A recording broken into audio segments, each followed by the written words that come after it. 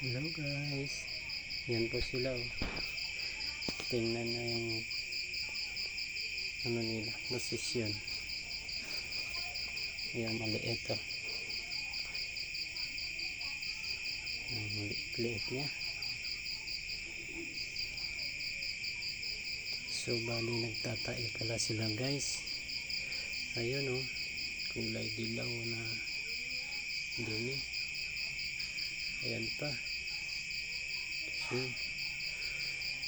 gawa yata ng nakakain sila ng pagkain ng ano nila, ng nanay nila, yung hindi na uubos, hindi ko kinuha, pati yung sabaw may darak pa naman, kaya siguro sila nagtatae. Yung isa nga medyo ito malaki to na babae, medyo tumamlay, masama yata yung pakiramdam kasi nagtatae. Yun, so tinigil ko muna yung pakain sa kanila ng feeds.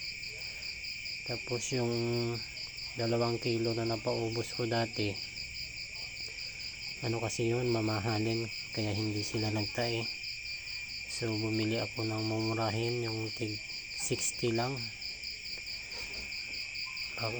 Baka doon din sila nagtae o doon sa pagkain ng nanay nila. Kaya tinigil ko muna yung pakain sa kanila ng feeds. Tapos tinatanggal ko na yung ano, yung hindi maubos na pagkain ng nanay nila, tinatanggal ko na rin. Tapos yung maliit na yan, yung ginawa kong pet, hindi ko muna dinadala dun sa bahay, sa loob ng bahay, kasi pati siya nagtae kanina, basa yung dumi nila, kaya anuhin ko muna, galingin. Ito, napakalaki nito, babae ito eh.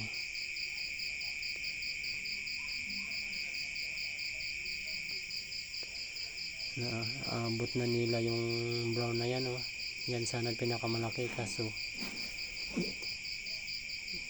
pinagpapalit-palit ko yan ng padidi para makadidi lang tong maliit. Grabe, tulog na tulog. Thank you po pala guys sa mga bagong subscribers ko at sa mga bagong viewers. Malalaki na yan guys. Yan lang yung pinakamaliit, pero lalaki din yan pag kumakain na ng todo.